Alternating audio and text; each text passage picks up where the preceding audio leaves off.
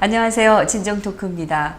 조시철 목사님과 함께 알아보는 사진을 통해서 찾는 진실. 우리 역사적 이 사건들, 현장에 없었지만 우리는 그 사건을 가지고 그 당시 상황을 짐작해 볼 수 있습니다. 사실 이 역사의 사실 왜곡이 지금 대한민국이 겪고 있는 갈등의 가장 그 뿌리에 있다고 저는 생각합니다. 특히 그 말이 안 되는 근거가 없는 대통령 파면, 그 배경에도 이 역사 왜곡의 거대한 지금 이 조작, 왜곡, 이 상황이 존재하고 있다고 저는 생각을 하는데요. 그래서 이렇게 사진을 통해서라도 우리가 잘못 알고 있는 그 역사적 진실을 확인해 보는 그것이 참 중요하고 귀한 시간이라고 생각이 됩니다. 조시철 목사님 함께 하셨습니다. 감사합니다. 네, 반갑습니다. 예. 오늘 아주 또 중요한 멘트를 해주셨는데요. 네네. 그 홍준표 당대표가 되고 박근혜 대통령을 지우고 가자라는 말을 했지 않습니까? 그 말이 곧 역사를 지우자는 얘기입니다. 그럼요. 예. 네. 그러니까 역사를 지우고 어떻게 역사가 진행이 되겠습니까? 네. 그게 심각한 문제고요. 저는 그 홍준표 대표께서 네. 선거 기간 내내 얘기를 하지 않았습니까? 이 박근혜 대통령에 대한 탄핵은 잘못된 예. 것이고 공정한 재판이 이루어진다면 반드시 무죄를 받아야지 된다. 예. 이렇게 얘기하고 자신이 대통령이 되면 진실을 밝히겠다. 이렇게까지 예. 얘기를 했는데 진실이 잘못되고 왜곡된 거고 이게 명백하게 잘못된 거라면 대통령이 되든 안 되든 예. 밝혀야 되는 것 아니겠습니까? 맞습니다. 예. 그런데 이제는 그 말을 언제 했느냐 싶게 아무 말도 안 하고 이제는 예. 지우자 지우가자. 어쩌자 예. 이런 예. 이런 분이 그 주요 정당의 대표라는 사실이 정말 안타까운 현실이 아닐 수 없습니다. 예. 그래서 저는 이제 역사적인 관점에서 네. 역사를 지우고 가자는 거거든요. 역사는 아픔도 있고 환희도 있고 네. 좋은 점도 있고 나쁜 점도 있을 수 있습니다. 그럼요. 그러나 그거를 가지고 가는 것이 교훈을 삼고 가지고 가는 것이 그것이 중요한데 자 그런 발언이 정말 심각하고요. 또 하나는 안민석이가 지금 토크쇼 하지 않습니까? 근데 이제 최근에 네. 박정희 대통령 비자금 얘기를 또 하고 있습니다. 예, 말도 안 되는 얘기를 하고 있는데 그 얘기 뭡니까? 이미 박정희 대통령은 돌아가신 지가 거의 40년이 됩니다. 네. 아직도 박정희를 비난한다는 얘기는 역으로 박정희의 역사가 살아있다는 얘기죠. 그렇긴 한데 예. 저 좌파들의 그 집요한 예. 조작 예. 그리고 뜬금없이 근거 없는 의혹만 지금 계속 이 양산하는 거 예. 이거를 잡을 방법이 없을까 아주 이런 생각을 합니다. 중요하죠. 그러니까 그 사람들도 역사가 중요한다는 걸 아는 겁니다. 역사가 중요하니까 그럼요. 역사를 왜곡해서라도 그 사람들이 30년 전서부터 지금 그렇죠. 대한민국 역사를 왜곡해 예. 하고 있는데 예. 이거는 이 우파라는 분들이 예. 사실은 반성해야 될 부분입니다. 맞습니다. 네. 그래서 이번 전쟁 그 책 제목이 또 재밌더라고요. 안민석 끝나지 않은 전쟁이라고 붙였더라고요. 근데 맞습니다. 끝나지 않은 전쟁입니다. 그리고 그 핵심은 역사 전쟁입니다. 그 역사의 진실을 밝히는 것만이 진정한 승리를 이룰 수 있고 또 결국에 지난번에도 말씀드린 것처럼 우리 대한민국의 모든 역사 왜곡은 다 북한 때문입니다. 네. 북한은 모든 것이 거짓이거든요. 그 영향 하에 있기 때문에 그래서 역사적인 진실을 밝히는 것이 참 얼마나 중요한지 모릅니다. 많은 국민들이 스스로 자조적으로 개돼지 국민 이런 얘기를 하거든요. 네. 근데 사실 국민들이 개돼지가 되는 것은 우리가 역사를 망각하고 살 때 개돼지가 되는 것입니다. 맞습니다. 예. 그렇기 때문에 지금 그 좌파들이 주장하는 그 역사 사관들은 보면은 북한의 그 역사 해석, 예. 북한의 그 역사관 이거를 바탕으로 하고 있다는 걸 조금만 들여다보면 예. 알 수가 있습니다. 네. 그래서 우리가 정말 일반 국민들이 이걸 알아야 예. 대한민국을 지금 잘못돼가는 걸 바로잡을 수가 있는 거라고 믿습니다. 예. 그런 의미에서 우리 목사님 오늘도 좋은 말씀 부탁드리겠습니다. 네. 그래서 네. 또 이 저의 강의의 전체적인 주제이기도 한데요. 네.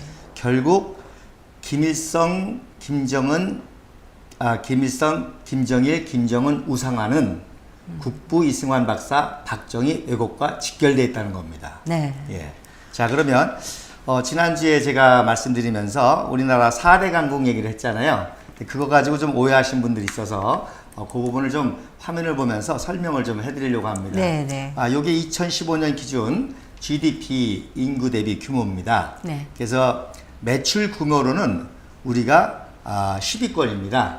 네. 네, 매출 규모로는 중국이 2위죠. 국민 총생산으로 봤을 그렇죠. 때 네. 10위권입니다. 매출만 볼 때. 네. 그러나 인구 대비로 볼 때, 즉 중국하고 일본하고 보세요.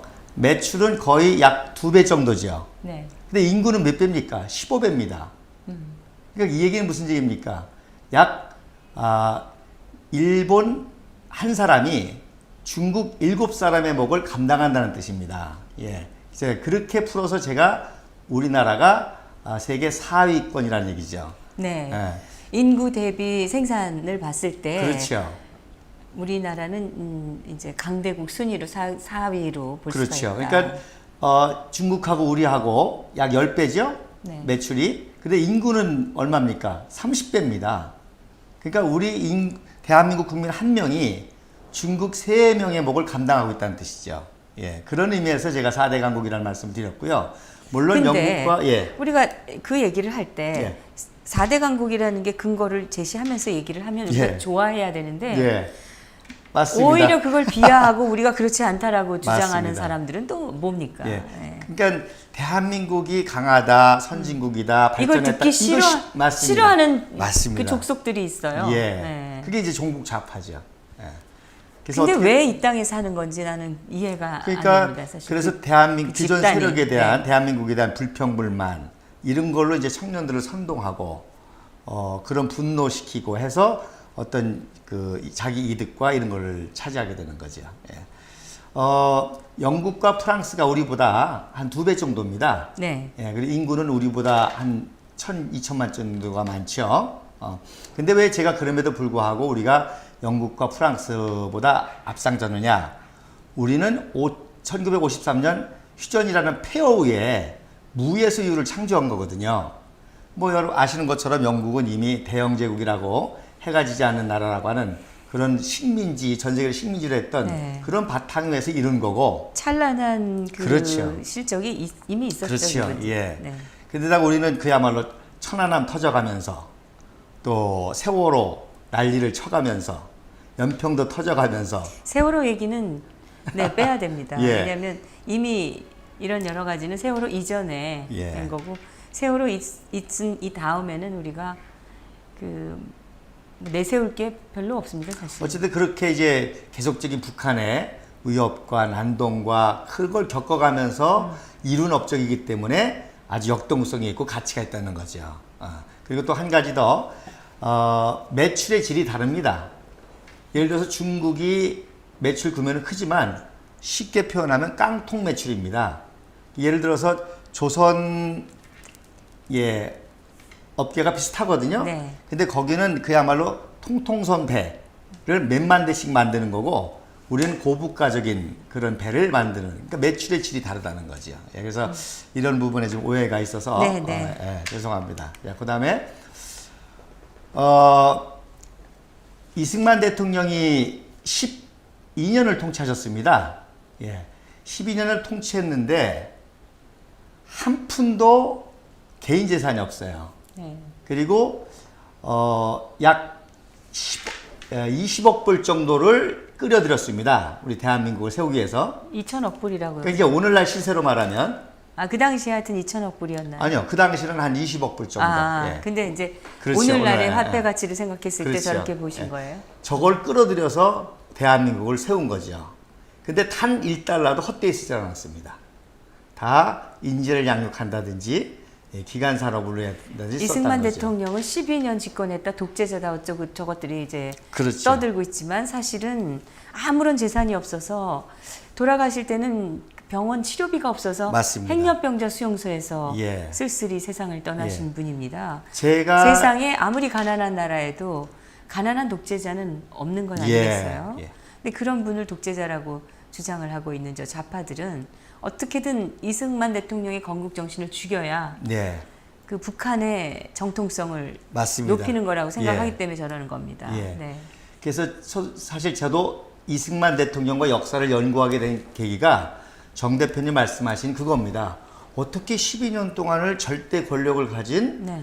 통치자가 하와이로 가셨는데 하야도 아니고요. 내쫓은 것도 아닙니다. 2개월 동안 요양하러 가신 겁니다. 근데 병원비가 없어서 한인교회들이 도와줬다는 얘기를 듣고 제가 충격을 받았습니다. 성경에서만 보던 그런 분을 보게 된 거죠. 네. 그래서 제가 연구하게 된 계기가 된 것도 그 사건입니다. 그 이승만 대통령의 일생을 보면 성경을 실천했다는 맞습니다. 생각이 들어요. 예. 네. 그리고 박정희 대통령을 아시는 대로 18년을 통치하셨죠.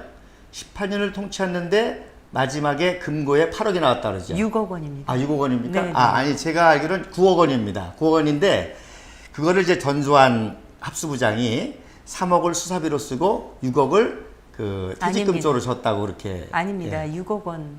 예. 6억 원으로 저는 알고 예. 있는데요. 네. 하지만 어쨌든 중요한 거는 예. 박정희 대통령이 일절 한 푼도 개인적으로 착복하거나 한 것이 없이 오로지 나라와 민족을 위해서 썼다는 얘기를 말씀드리려는 그게 사무실 것입니다. 금고에 있었다는 얘기는 그렇죠. 그 통치자금이죠. 그거는 개인 자금, 개인 비자금이나 이런 게 아니잖아요. 맞습니다. 근데 그 안민석이니 이런 자들이 지금 박정희 대통령의 비자금 운운하고 다니는 것 자체가 그 괜한 근거 없는 의혹을 양산하는 것뿐이 아니다. 그것밖에 안 된다. 아니죠. 더 중요한 얘기죠. 즉 박정희 대통령이 얼마나 청렴결백한지가 드러나면 위대성이 드러날 거 아닙니까? 그러니까 오히려 그런 부정부패로 매도하는 거죠.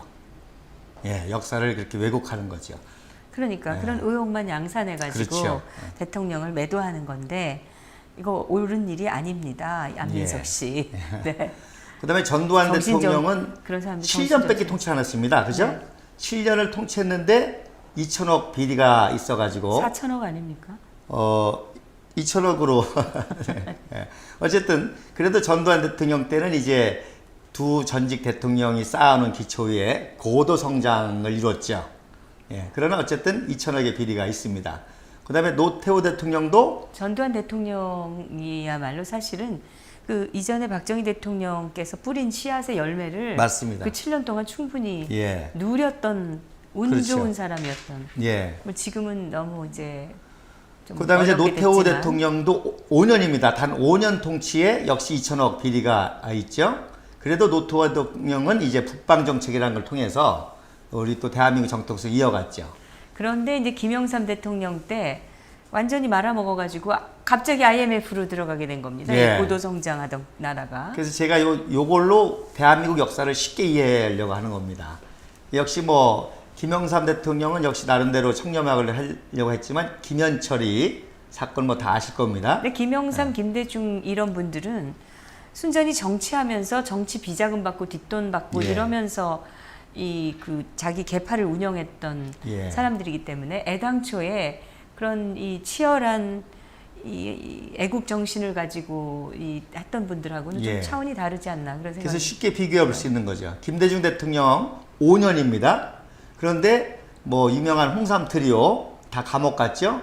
그리고 아태재단. 그리고 그 측근들이 또 다 어마어마한 예. 비리로 뭐 권모 씨라든지 제가 알기로는 이런 지금 분들 동상 제가 조사한 동상만도 7개입니다. 5년 아니, 통치했는데. 이 호남 쪽에는 훨씬 더 많습니다. 예, 어쨌든, 흉상이든지 뭐 이런 것까지 예. 다 해가지고 뭐, 하면 뭐 150개가 된다고 예, 그런 그 말이 뭐 있어요. 비자금 규모 또 말할 필요 없죠. 그다음에 노무현 대통령 저 아태재단 설립하면서 저 돈을 어디서 끌어다가 했는지 그건 조사해 봐야 될 필요가 있습니다. 저거야말로 제3자 뭐 예. 뇌물죄든지 뭐든지 그렇죠. 해야 되는 것이 아닌가 예. 이런 생각이 들고. 그다음에 노무현 대통령은 뭐 아시는 것처럼 비리 조사 받다가 자살하는 노무현 불행을 겪었죠. 대통령 때 아마 측근과 가족과 해서 액수도 가장 크고 가장 많은 숫자가 감옥에 갔습니다. 예. 그러니까 가장 부패한 정권이라고 예. 우리가 말을 할 수가 있고, 저 노무현 대통령 그 정권에 말하자면은 지금 이중대가 지금 이제 들어선 그렇죠. 꼴이니까. 예. 그리고 그 내각도 그렇고 뭐 그래서 노무현 대통령 훨씬 아예 비교가 안 되겠네요. 예. 지금 형편없죠. 노무현 대통령 아예 마을을 줬잖아요. 봉화 마을. 개인 집이 아니라. 아니 거기 봉화 마을이 맞습니다. 예, 어쨌든 근데 그 그런 집이 규모로 이제 거의 아방궁 했다는 같은 거죠. 수준으로 예, 지금 제가 그 말씀 해놓고 드리려고 합니다. 자기는 뭐 퇴임하면은 조그만 집 지어서 예. 농사 짓겠다고 그러더니 아방궁을 지어놓고 지금 예. 거기 그다음에 뭐 이명박 대통령도 이제 결국 내곡동 사저 문제가 또 걸려 있지 않습니까? 자, 그리고 박근혜 대통령 뭐 아시는 대로 그러니까 한마디로 말해서 지금 박근혜 대통령도 예전에 가졌던 집 한 채 말고는 재산이 맞습니다. 하나도 없지 않습니까? 그래서 저걸 환수해야 되겠다고 주장하는 놈들은 이건 개인 인권 침해를 넘어가지고 이거는 거의 폭력, 사회 폭력을 주장하고 있는 거죠. 그래서 결국 우리나라 이렇게 4대 강국이 될 정도의 정말 엄청난 나라가 된 거는 국부 이승만 박사와 박정희 대통령의 청렴결백한 그렇죠. 기초 위에서 모든 것이 세워졌고 그 이후에 그 대통령들의 행태를 보면은 지금 나라가 이만큼 유지하고 있는 것 자체가 신기할 정도로. 그러니까 너 얼마나 나라를 잘 세웠으면 그렇게 되겠습니까? 그러니까요. 예, 그 말씀을 드리려고 하는데. 네, 네. 그래서 결국 박근혜 대통령이 그 두 분의 정신을 이어받아서 이런 개혁을 해다가 그 이후에 모든 세력들이 연합해서 탄핵을 당한 거라는 거죠. 예. 그다음에 뭐 이제 김일성, 김정일, 김정은 정권은 차라리 태어나지 말았으면 좋을 뻔한 그런 이제 지옥과 감옥의 정권이 됐죠. 예. 자, 우리가 지난주에 그 구사단 사건 화면을 보셨죠? 그래서 이때부터 박정희가 사실 이제 뜨기 시작합니다. 그리고 이승만 박사가 키우기 시작하죠. 저 화면에서 오른쪽에 이렇게 딱 정자세로 서 있는 그분이 박정희 대통령이에요. 대령이죠. 참모장. 그리고 집차에 서 있는 분이 벤프리트 장군이고 집차에서 연설하신 분이 이승만 박사님이십니다. 이승만 대통령 바로 옆에 계신 분이 벤프리트 장군님이십니다. 그래서 이제 이때부터 구사단이 성공적으로 이렇게 함으로 말미암아 대한민국 국군 그 강군화 작업이 시작이 됩니다. 그 지금 이 사진에 국부 양자, 국군 아버지 이렇게 돼 있는데 그거 지금 그 이승만 대통령의 양자로 확실하게 들어가신 그러니까 이제 건가요? 양자와 같은 인물이라는 거죠. 그런 분이었다. 그러면서 대한민국 국군의 아버지 역할이었다는 거죠. 이 벤플리트 장군이 대한민국에 말하자면 사관학교를 처음으로 세우신 분인데. 그렇죠. 그렇다면 아무리 미국 장군이긴 하지만 우리가 그분의 고마움은 알아야 되지 않겠습니까? 근데 사관학교에 저 벤플리트 장군의 동상이 있었는데 그걸 없앴다고 합니다. 저도 오늘 정 대표님에게 듣고 아주 충격적입니다. 제가 확인해 보려고 합니다. 언제 없어졌는지 모르겠는데 벌써 오래전에 없앴다고 하니까 뭐 당연히 조사하면 나올 겁니다. 그거는 당연히 저는 제 생각에는 저 좌파 정권에서 그런 짓을 했을 거다. 그 반미니까. 근데 이거야말로 배은망덕한 일이고 속 좁은 이런 짓이 아니겠어요? 아시는 것처럼 벤프리트 장군은요 아들을 한국전에서 잃었습니다. 뭐 그런 놀라운 일화도 있고요. 자, 이 사진에 보면은 정말 아버지와 아들까지 다정하죠. 그리고 벤프리트는 이임한 후에도 매년 한국에 와서 도와줍니다. 그리고 결국 박정희 대통령까지도 도와줍니다. 그래서 정말 어떻게 의미죠. 도와주셨나요? 이제 그것도 나중에 차근차근 이제 알게 될 것입니다. 이 벤프리트 장군이 얼마나 위대한 장군인고 하니 1915년 웨스트 포인트 졸업생입니다. 지금 웨스트포인트 졸업생이에요. 1915년. 근데 160명 정도가 졸업을 했는데요. 여기서 별이 70개가 나옵니다. 그래서 보통 한 기수에 대장이 한두 명 나오거든요. 근데 여기는 저 동그란 표시한 게 아이젠하워하고 브래들리 육군 원수입니다. 별 5개가 2명이 나왔어요. 그 다음에 대장이 또 2명이 나왔습니다. 그 웨스트 포인트 사관학교 중에서도 역사상 이 1915년도 졸업생들이 가장 엄청나죠. 가장 탁월한. 그래서 별명이 있습니다. The Class the Stars Felon. 별이 쏟아지는 학번이다. 그래서 소장급이 한 25명이 나왔고요. 중장급이 10명이 나왔고 소장급 25명, 또 준장급 해서 별이 70개가 나왔습니다. 이 중에 이제 벤플리트 장군이 있는 거예요. 제가 추적하기로는 저 맨 끝에 가운데 오른쪽에 계신 분이 계시죠. 그분이 벤프리트 장 생도로 보고 서 있습니다. 있는 뒤에 서 있는 사람 오른쪽에 가운데. 벤프리트 어마어마한 분이죠. 그러니까 그 동기생 중에서도 탁월했던 분입니다. 저 맨 왼쪽에서 세 번째가 아이젠하워입니다. 그렇게 보이네요. 그 다음에 맨 오른쪽이 브래들리 육군 원수고요. 그 다음에 저 A자 쓴 분이 있죠. 네네. 그 가운데. 오른쪽이 벤프리트. 아, 약간 옆으로 비껴서. 예. 서 있는 모습 비슷하죠? 예. 그래서 아까 말씀드린 것처럼 원수가 2명이 나오니까 별이 10개가 나왔고. 미식 축구하던 장면인 것 그렇죠. 같아요. 웨스트 포인트의 미식 축구팀. 그렇죠. 그렇죠. 뭐 최고의 그 정예 생도들이죠. 예. 자, 이렇게 해서 이제 벤프리트 장군이 대한민국을 그 국군을 세계 최강으로 만들기 위해서 가장 중요한 포병 사령관 프로젝트를 합니다. 네. 그래서 육군 대령급 가운데 최고 똘똘한 20명을 뽑습니다. 그 중에 역시 박정희 대령이 선발이 되죠. 이분들이 지금 대한민국 국군에서 가장 그렇죠. 뛰어난 지휘관들이라고 이제 뽑힌 대령급 중에서. 대령급 지휘관들. 그래서 포병 사령관을 키우기 위해서. 대령급도 지휘관이라고 하는 거 아니에요? 지휘관이죠. 연대장급을 마친 이제 중에서 네, 이제 네. 특별히 이제 포병이 제일 중요하거든요. 근데 지금 앉아 있는 모습에서도 박정희 대통령은 포스가 다릅니다. 맞습니다. 뭔가 달라요. 이제 앞으로 네. 계속 나오겠지만 아주 그 카리스마가 엄격함, 있고, 네. 또 아주 품위, 예. 그리고 이미 자기 동기들보다 나이가 한 5살, 10살 위입니다. 예, 늦게 왔기 때문에. 근데도 그런 자존심을 꺾고 하는 그런 모습이 굉장히 감동적입니다.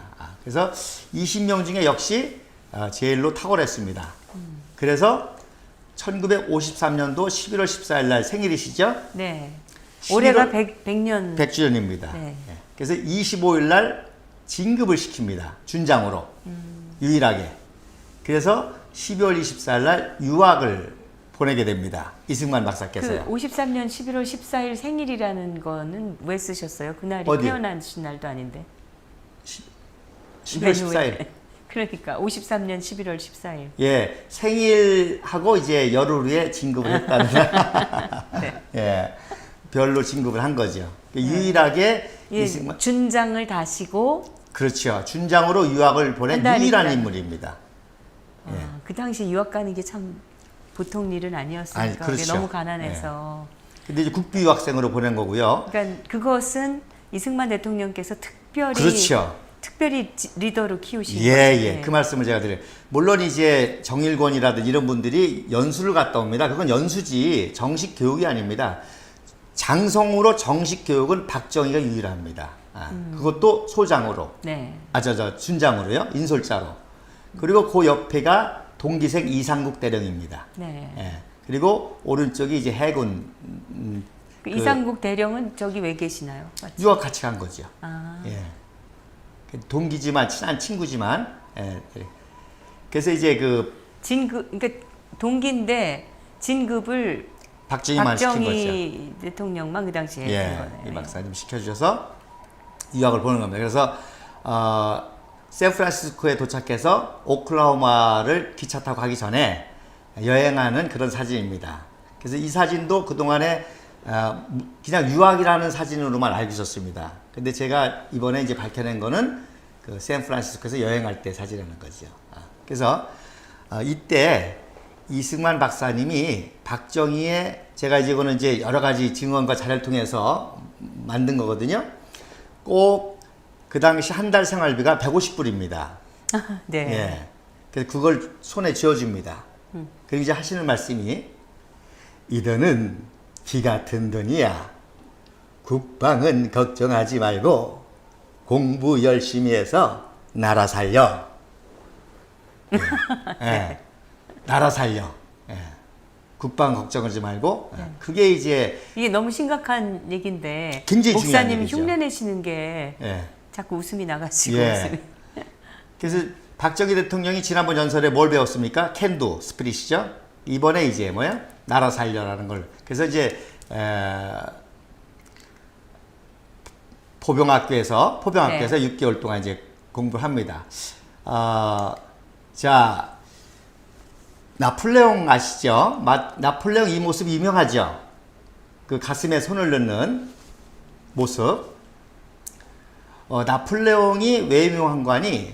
최초의 포병 전술을 통해서 유럽을 제패한 사람입니다. 네. 예. 그래서 나폴레옹은 군사 정략가일 뿐만 아니라 또 최초로 법치주의, 나폴레옹 헌법이라고 그러죠. 그래서 법치주의로 프랑스를 다스린 그런 아주 영웅적인 인물이죠. 예. 이게 박정희하고 관계가 있습니다. 네. 자, 보세요. 남북전쟁 당시에 링컨 대통령이죠. 네. 왼쪽에 있는 분이 핑커턴 장군이고 오른쪽에 맥클런드 장군입니다. 무슨 흉내를 냈습니까? 나폴레옹 흉내를 냈죠. 예. 나폴레옹 이렇게 영향력 있는 인물이었습니다. 예. 그 다음에 요게 그란트 장군입니다. 총사령관. 가운데. 그리고 예, 대통령까지 되셨죠. 네. 예. 그러니까 나폴레옹 흉내 나는 거는 그 당시 모든 세대들의 영웅주의의 그 모델인 거죠. 예. 칼 막스입니다. 그럼 진짜 전부 그 가슴에 손을 대고 그러니까 흉내내는 거예요. 어깨 나폴레옹. 속에 손을 집어넣고. 나폴레옹은 한 세대 세계를 제패했던 최고 영웅으로서 그 모든 사람 선망의 대상이죠. 예. 칼 막스까지도 군인은 아니지만 그야말로 네. 공산주의 사상으로 세계를 제패하겠다 그런 야망을 표현한 네, 거겠죠. 자, 이게 1885년 1월달 갑심 정변에 실패하고 일본으로 피신한 박영효, 서광범, 서재필, 김옥균 모습입니다. 이분들이 나폴레옹을 알고 흉내낸 거죠. 흉내낸 건가요? 당연하죠. 정확하게? 예. 자, 이게 누굽니까? 이등만. 이토 히로부미입니다. 네. 이토 히로부미가 초대 수상입니다. 일본 초대 수상. 그래서 사실 나폴레옹을 진짜로 구현한 거는 이토 히로부미입니다. 바로 이토 히로부미가 나폴레옹의 법전을 가지고 일본 제국의 헌법을 만들었어요. 네. 예, 그런 비전을 실천한 거죠. 스탈린입니다. 스탈린까지도 공산화 세계 제패의 야망을 가지고 이렇게 흉내를 내죠. 예. 요거는 1940년대에 스탈린의 모습입니다. 지난번 제가 첫 강의도 말씀드린 것처럼 최초의 사진 조작입니다. 네. 어디 감히 스탈린 옆에 있느냐? 사진 사라졌죠? 없애버렸네요. 없어버렸습니다. 옆에 있던 인물을. 예. 옆에서는 꼴을 못 보겠다. 그렇죠. 그러니까 스탈린 우상하죠. 네. 근데 그런 일들이 지금도 벌어지고 있다는 거예요. 이게 왼쪽에 있는. 지난 한겨레에서 네. 미국 방문 때 모습이거든요. 네. 위에가 원본 사진입니다. 네. 아래가 포토샵 사진입니다. 머리를 시커멓게 칠했죠? 그때 저걸 보고 또 네티즌들이 문 지지하는 사람들이 염색하니까 더 젊어 보인다 이렇게 얘기합니다. 너무 티가 나네 그려놓은 게. 예. 언론이 지금 이렇게 하고 있다는 겁니다, 지금. 근데 사실 언론이 저 위에 있는 저런 컴컴한 사진, 잘못된 사진을 냈다가는 또 뭐 청와대에서 무슨 제재를 받을 수도 있는 그런 상황이기 때문에 또 알아서 기는 것도 있지 않을까요? 근데 중요한 거는 네. 이런 조작들이 이루어지고 있다는 거예요, 지금 20세기에도 우리나라에서도. 예. 어쨌든 이제 스탈린도 이렇게 박근혜 흉내를 내죠. 대통령이라면은 그러지 않았을 겁니다. 예, 아마 맞습니다. 못생기게 나오거나 잘못 나와도 언론이 예. 그냥 내버려 뒀을 거예요. 그렇죠, 당연하겠죠. 그러니까 예. 그런 생각을 하면 아주 이 쓰레기 언론이라는 소리가 저절로 나옵니다. 그래서 제가 늘 하는 말이 김일성 우상화는 이승만 박정희에 대한 폄하고 그것이 지금도 이어지고 있다는 거죠.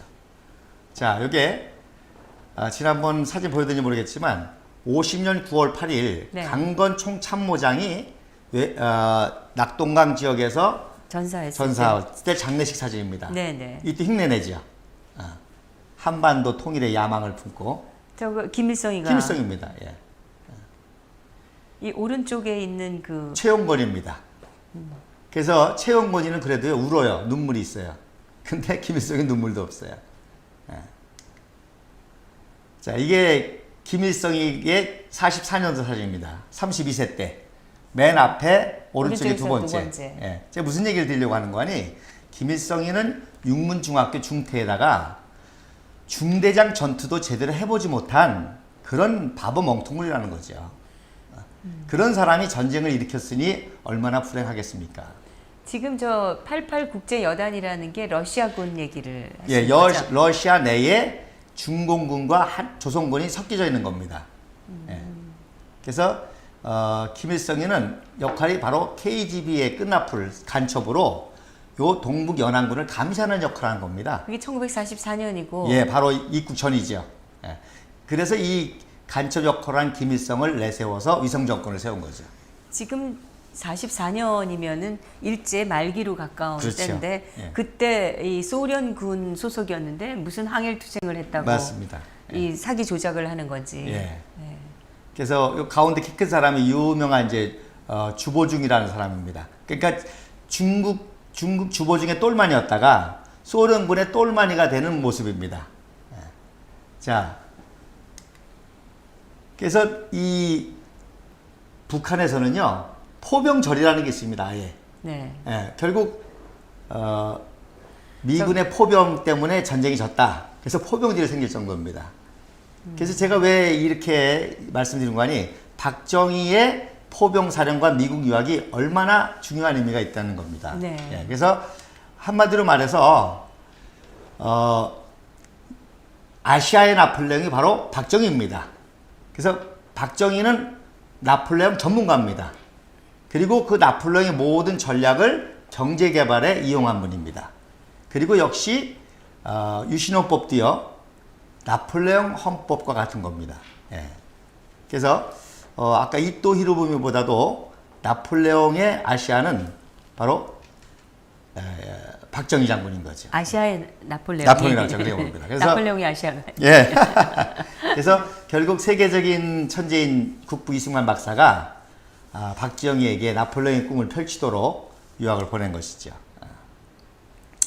그럼 이렇게 왜 이 박사님이 박정희를 또 보냈냐? 자기 자신도 선교사의 도움을 통해서 유학을 갔거든요. 지난번에 보신 것처럼 이제 감옥에서 이승만 청년이 감옥에서 있을 당시의 모습입니다. 그래서 1902년도에 감옥에 있을 때 자기를 키워준 안페젤라 선교사님이 순교했다는 소식을 듣고 하루 종일 통곡을 하죠. 그 아펜젤러 그 선교사께서 콜레라로 돌아가셨나요? 아니요. 콜레라 사건. 이제 그건 뭐냐면, 그래서 이 사진이 왜 중요하냐면요. 1903년도 3월 달 사진입니다. 2월 22일 사진입니다. 네. 예. 왜 그런 거 하니, 그 전해에 월남 이상제가 들어왔습니다. 저 가운데 앉아 계신 분이 월남 이상제 선생님이십니다. 근데 그해 8월에 콜레라가 들어왔습니다. 그래서 막 사람들이 막 죽어나가는 거예요. 그때 이승만 청년이 감옥에서 콜레라 환자를 돌봐줬죠. 그랬더니 월남 이상제가 놀라는 겁니다. 야, 너도 그렇게 하다가 병 걸려서 죽으면 어떡하냐 말렸습니다. 그런데 이승만 청년이 자기는 자기를 위해서 생명을 바친 아펜젤라 선교사님 그분 대신에 일을 해야 된다고 해서 그 콜레라 환자를 도와주면서 살아남죠. 오히려 그걸 보고 이상제가 충격을 받고 이승만의 전도를 받고 그리스도인이 됩니다. 그래서 이 사진이 월남 이상제가 회심한 기념사진입니다.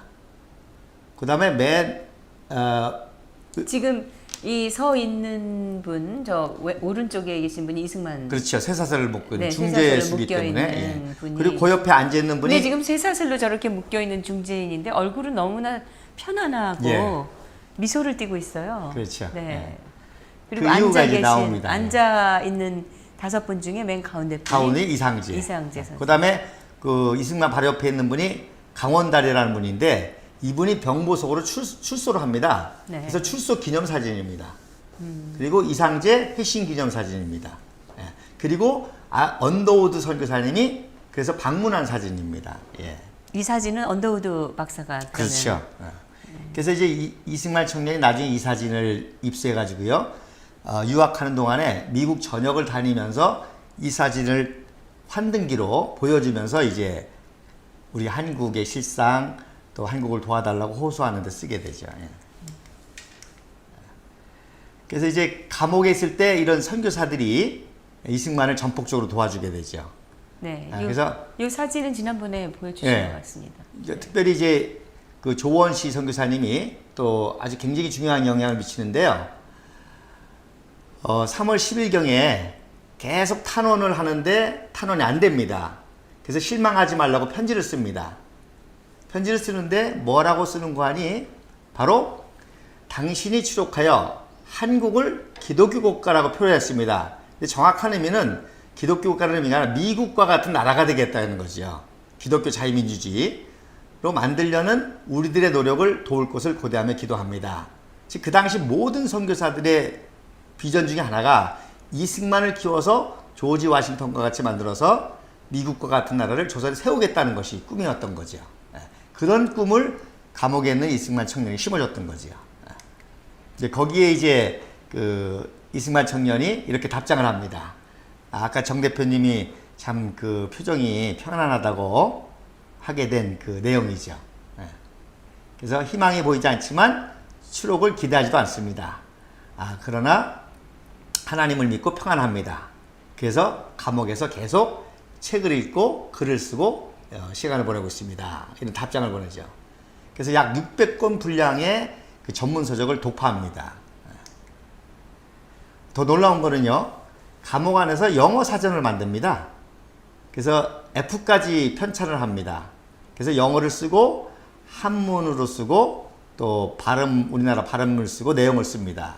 그래서 영어 사전을 만듭니다.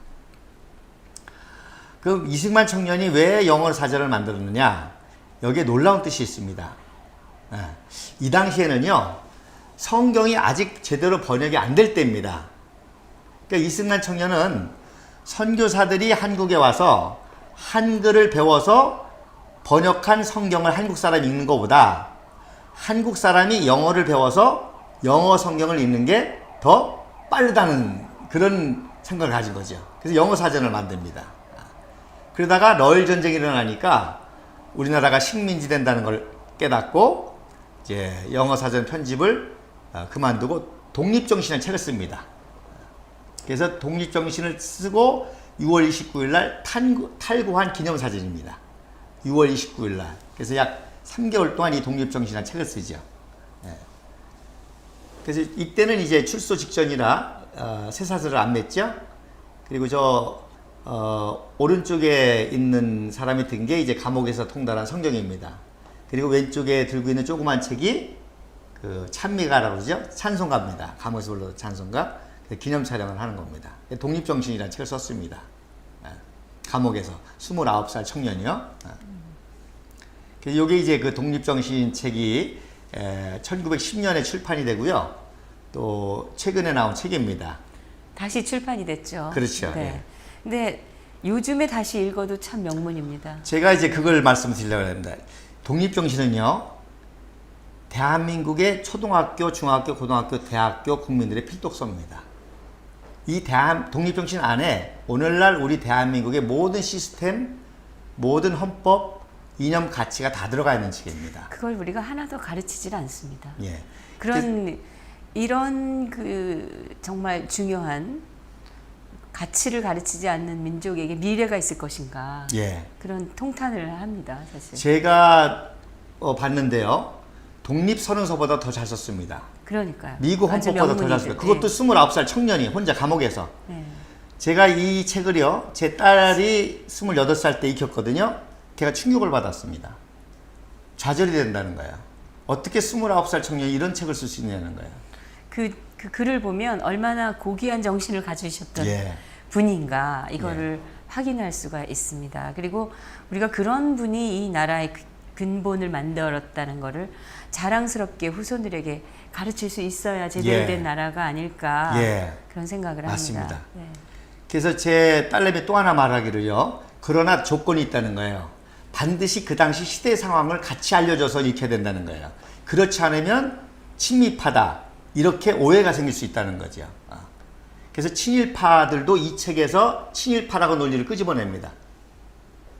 이 책이 어떤 내용이 있는 거 하니 조선이 너무 무능하니까 개혁개방 안 하니까 일본이 와서 이렇게 해주는 거에 대해서 좀 우호적인 글을 씁니다.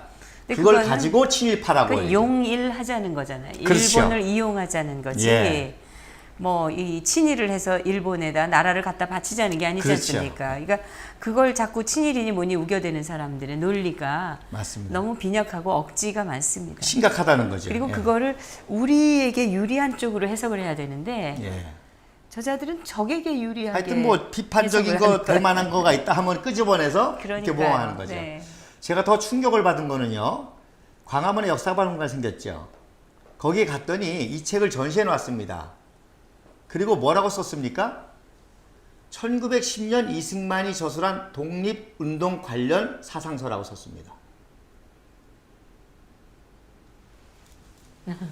자, 언제 썼습니까? 1904년도에 썼습니다. 네. 그러니까 좌파도 안 믿어지는 거예요. 네. 감옥에서 청년이 저런 책을 썼다는 게 안 믿어지고 뭐라고 왜곡하는 거 아니 1910년이면 프린스턴 박사학위 받을 때입니다.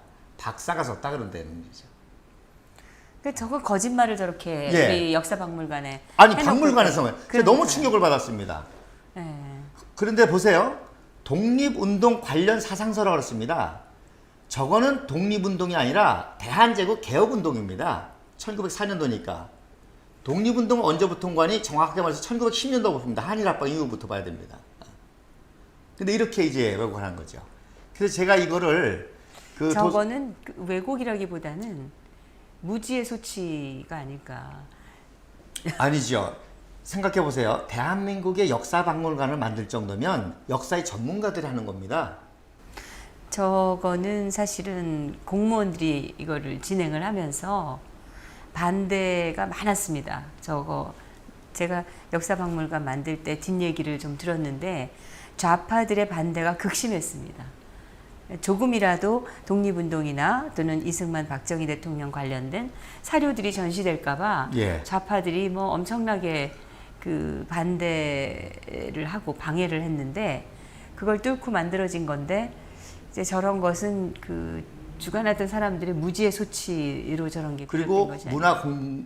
문화관광부의 역사박물관을 만들냐면 그 분야의 전문가들이 다 채용합니다. 역사학과들이 채용이 되고요. 그다음에 또 보세요. 1954년도 출판이라고 했습니다. 근데 지금 우리나라 역사학회가 좌파들이 장악을 하고 있습니다. 예. 역사를 왜곡하는 인물들이 지금 대한민국 국사학계를 장악하고 있기 때문에 예. 저런 거 만들 때 제대로 올릴 수 있는 맞습니다. 사람들 자체가 적습니다. 그래서 제가 정미용 대표님이 그렇게 굉장히 역사에 흥분하잖아요. 제 흥분은 그겁니다.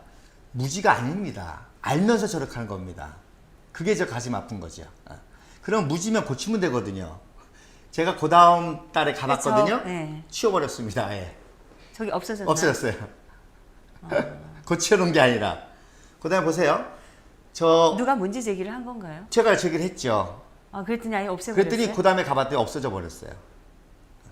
그 다음 보세요. 1954년에 출판됐다 그러죠? 아닙니다. 해방되자마자 이 책이 센세이션으로 보급을 시켰습니다. 나라를 세워야 되니까. 그런데 54년도에 출판한 걸 이렇게 왜곡을 하죠. 그래서 이 책을 통해서 청년들이 지금 많이 돌아오고 있습니다. 이 책을 읽으면 청년들이 안 돌아올 수가 없어요. 그리고 지식인도 마찬가지고요. 그래서 그 책 안에 이런 사진들을 다 이 박사님이 청년이 다 구해서 넣었죠. 그리고 말씀드린 대로 자기 때문에 체포당했던 쇼물 선고사, 그래서 자기 돌보다가 과로해서 순직하신 그 가족 사진을 또 여기다 이렇게 게재해놨죠. 예. 그 다음에 이게 마지막 페이지입니다. 독립정의 마지막 페이지. 거기에 언더우드 선교사님 사진을 갖다 또 놨습니다. 예. 원래는 이제 아펜젤라 선교사님을 넣고 싶겠죠. 근데 순국하시고 자료가 부족하니까 이제 언더우드 선교사님을 이제 모아놓은 겁니다. 이게 이제 결론 부분인데요. 결론의 내용이 그겁니다. 기독교로 근본을 삼지 않고는, 여기서 우리가 오해하는 거는 어떤 기독교라는 종교로만을 얘기하는 것이 아닙니다. 기독교의 정신, 즉 정직과 성실과 법치주의, 즉 미국식 그 민주주의를 뜻하는 겁니다. 그래서 그 근본을 삼지 않고는 우리가 국제 통상을 해도, 외교를 해도, 국권을 중히 여겨도, 의리를 숭상해도, 자유 권리를 해도 평균한 방안을 얻지 못할 것이다. 이 근본 정신, 독립 정신을 결론에 말씀하는 거지요. 그리고 마지막 결론이, 그래서 각각 나의 몸을 잊어버리고 남을 위하여 서로 일해야만이 우리나라가 나중에 다시 세워지고 영국과 미국과 같은 나라와 같이 될 것이다. 이게 이제 결론입니다. 그게 지금 이루어지고 있지 않습니까? 예. 이게 이제 출소 직전 때 사진입니다. 오른쪽 사진이 출소 직전의 이제 사진이고요. 오른쪽이 출소하는 사진입니다. 그때 그러니까 왼쪽에 있는 사진 예. 세 분이 찍은 사진에 가장 오른쪽에 계신 분이 이승만. 이승만이죠. 그다음에 그 옆에가 이상재 아들 이승인입니다. 그리고 그 옆에가 안국선, 안명선이라고 그러죠. 이 사람의 친척이 유명한 그 월북한 최승희 남편 안막입니다. 예. 그럼 왜 올라가느냐? 친일파니까 올라갔죠.